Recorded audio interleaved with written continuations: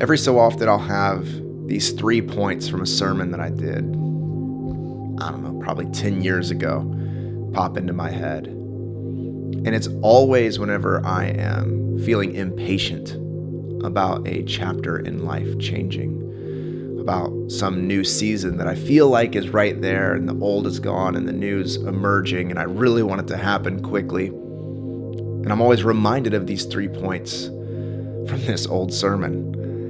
And this sermon was about when Jesus, after he ascended, he gathered his disciples together and he said, hey, in not many days from now, I'm going to send my spirit. That's going to be at Pentecost. And you guys are going to be empowered and you're going to do all this stuff that you've been seeing me do. You're going to do miracles and teach in the way that I taught, and full empowerment, full realization of empowerment in just a few days. But you're going to have to hang tight for a few, essentially. And my 3 points in that message was, what did the disciples do while they were waiting, while they were going from one season to the next, from one chapter to the next chapter. And those 3 points, just to shake that down, we'll dive into them here in a second. But the first thing that they did is they handled very practical matters. Didn't feel very spiritual. It was just taking care of business. Judas had left, hung himself, committed suicide. Apologize if that's graphic, but that's the truth. And so they had to replace him among the ranks of disciples. And so they literally cast lots, which is like drawing straws. Okay, who got the short stick? And it doesn't seem very spiritual or, sophisticated. Very easy and simple, practical matters. And they chose Matthias to be one of the disciples. So they devoted themselves to taking care of practical things. They also devoted themselves to prayer. So spiritual practices, very fundamental spiritual practices, mind you, nothing over the top and nothing that was too, eccentric. Very simple spiritual practices. Today, this would be your daily prayer and meditation. And then third, they committed themselves to community, to not just be isolated, but to be a part of something and to fellowship with each other and to hang out with each other, break bread with each other, eat together, have friendship. And these 3 things ultimately got them through to that moment in time where the Spirit came to them at Pentecost and they were empowered and they spoke in all sorts of different tongues. This is not the heavenly language kind of tongues. These are legit other languages because people were gathered from all over the ancient Near East there. And so they were then catapulted into this very, very much adventure, thing that would then take place. Very action-oriented then in the book of Acts. All these things were popping off and happening right and left, and stuff being rewritten and whatever.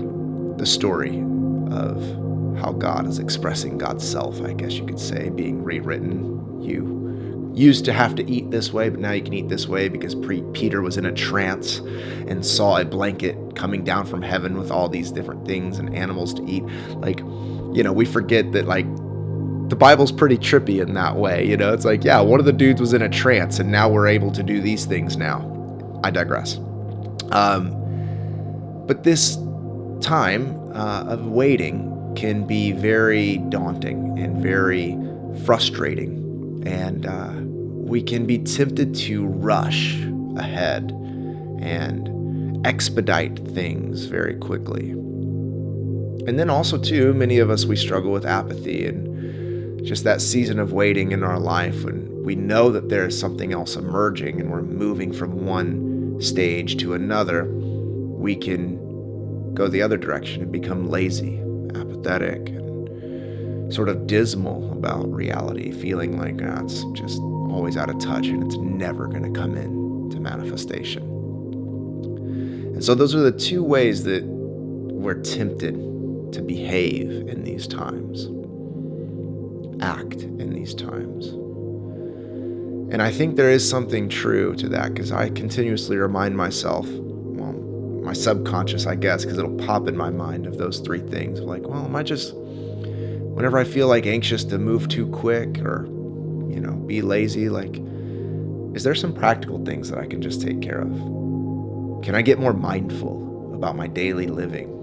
When I make my kids breakfast in the morning, can I not be in my head daydreaming about all the things I wish were taking place? Can I just be here now and take care of the practicals with mindfulness? And then I come back to spiritual practices, basic spiritual practices. Can I sit in prayer and meditation and not inquire God to reveal the secrets of the universe to me or to give me a vision for some other thing that I should be doing other than this? And I remind myself to, again, just be here now and meditate and pray in the most fundamental way of praying. I love Meister Eckhart. He said, if the only prayer I ever said was thank you, it would be enough. How often in this time of shifting and changing in our lives do we not remember that fundamental prayer of thank you? Because our prayers are mostly about trying to get us out of this situation, or we're ready to move on and we need clarity and vision. I'm not saying clarity and vision are not good. I mean, they're going to help you navigate and use your energy in the best ways possible, of course, but sometimes it's just about saying thank you for all that is, as it is, right here, right now. And finding that deep contentment. Godliness with contentment is great gain. So if we remember that God-like essence within us and we're content in that alone, sometimes things are, quote, better or worse, but we are fulfilled and non-attached as we move through it all. And the community piece is really crucial too.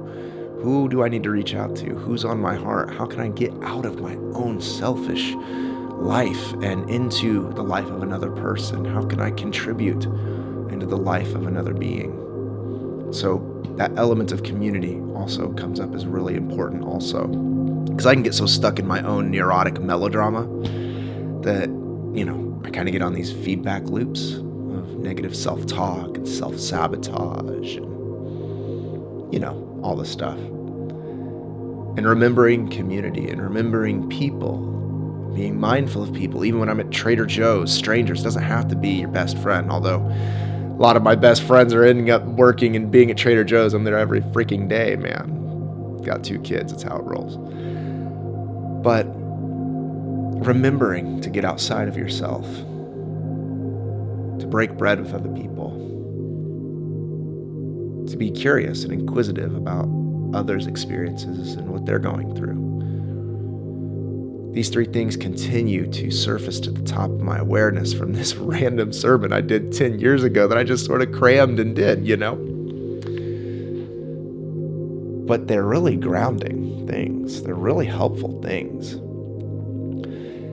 And I want to note that we are going through a shift in time collectively, in addition to individually. And so many of you are potentially watching this because you're going through or have gone through some degree of spiritual awakening. And there is a different reality of consciousness that's happening within you. And you're being born again. And things are unfolding in ways that are unfamiliar. And this is not just happening in you. This is happening in many different people. And this is happening on a collective level as well. And I just want to note that there is a new era emerging and unfolding. This has been spoken for millennia. Many different traditions have spoken of a new era that is emerging. And we're going to have these moments in time where we are going to want things to unfold a lot faster. And so I think these points are really important because when we're talking about individual shifts in chapters and seasons of life, it contributes to the collective overarching shift and transition in the world, in the earth. Because we're all connected. Everything is connected. The little things, the minute things, the individual living experiences that me and you are having are contributing to the bigger overarching collective and unfoldment and awakening. And so I think what's important about these points as well is they are deeply individual and they are to be held as responsible in each and every one of us. We are responsible for the way that we embody our incarnation. And so often we can farm out this sort of inner authority to institutions or communities or another being or even acceptance from a community or a set of beliefs. But all of this is happening within us, and from that inner place, it's contributing to the collective. Because so often I see people just hoping for this new earth to emerge that's going to solve all of their problems. Well, there's nothing outside of you that's going to change within you. You have to change within, and that it will express and overflow to influence and transform the life around you. Because see, that's the same thing that happened with Master Yeshua, right? They were looking for this Messiah. They're like, someone's going to come. This Savior's going to come and solve all of our problems. All the politics will be made right. Economics will be made right. The religious institution will be made right. Everything out here will be made right. And then we'll all be okay. And this Messiah comes in not on a horse, but on a donkey, a symbol of service. And he comes in and he is saying that you are empowered with the same spirit he is, and you will do even greater things than him, giving an authority, giving a power to the devotees. He's saying if you live in this way, you will live in union with the Father. It's not this outside thing that will change and then you'll be okay. It's, can you step into that inner authority and union and then create with your living a new earth? Can you experience the kingdom within to create the kingdom around? And I think it's really important because many of us will try to rush this shift, this new era that is emerging. And then some people in some levels of consciousness that are sometimes stuck in the dream of life, the illusions of life, they will push this away as long as possible because it threatens their position and power.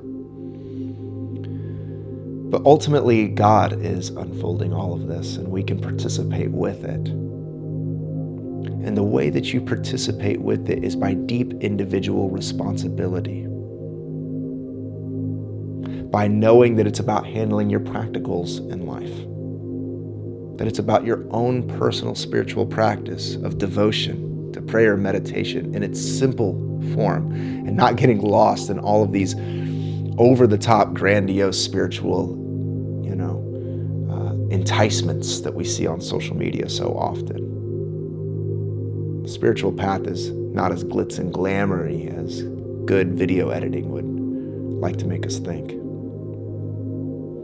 And it also is about individual responsibility and community, and not needing that community to create identity within you, but knowing your identity within you so that you can contribute to the community, so that you can be an active force of good in the community. Because you're not needing anything from it, you're able to give and serve to it, with it, as it. Because the collective, the community, is comprised of individuals.